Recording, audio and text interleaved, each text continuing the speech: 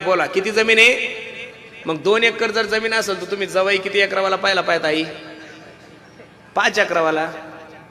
तुमच्याकडे 2 एकर म्हणल्यावर तुम्ही किती एकरावाला पाहायला पाहिजेत? 5 एकरावाला.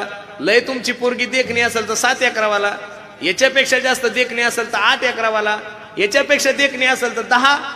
आता काही अप्सरा तर नाहीच आहे, काही वरून थोडी पडलेली ती तुमच्यासारखी माझ्यासारखीच असेल, बरोबर आहे का नाही? लयतले 15 एकरावाला पाहायला पाहिजेत. अहो दोघी मायले की दररोज दुसऱ्याच्या शेतात आहे.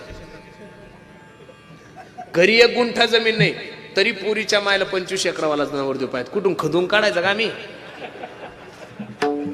बर जवापासून बया सोयरिकीत आल्या मारा तेव्हापासून सोयरिकीच होय ना.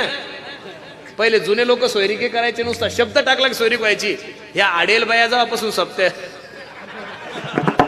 सोयरिकीत आल्या तेव्हापासून पोरं डिप्रेशन मध्ये चालले माया. हो बर 25 एकरावाला पाहिजे तर बैठकीतच पोरीची माय म्हणजे माझी पेडगी शेतात येणार नाही. आणि मग जमीन कशाला पाहिजे? किती अवघड झालंय महाराज. पोरगी शेतात जाणार नाही आणि मग जमीन कशाला पाहिजे? माझी विनंती आहे इथं बसणाऱ्या सगळ्या मायांना सांगतो, मी सुद्धा एका मुलीचा बाप आहे. जगातल्या कोणत्याच आईला आणि बापाला वाटत नाही माझ्या पोरीचं वाटोळं व्हावं. पण बाया हो, लग्न करत असताना मुलगा श्रीमंत किती हे नका पाहू.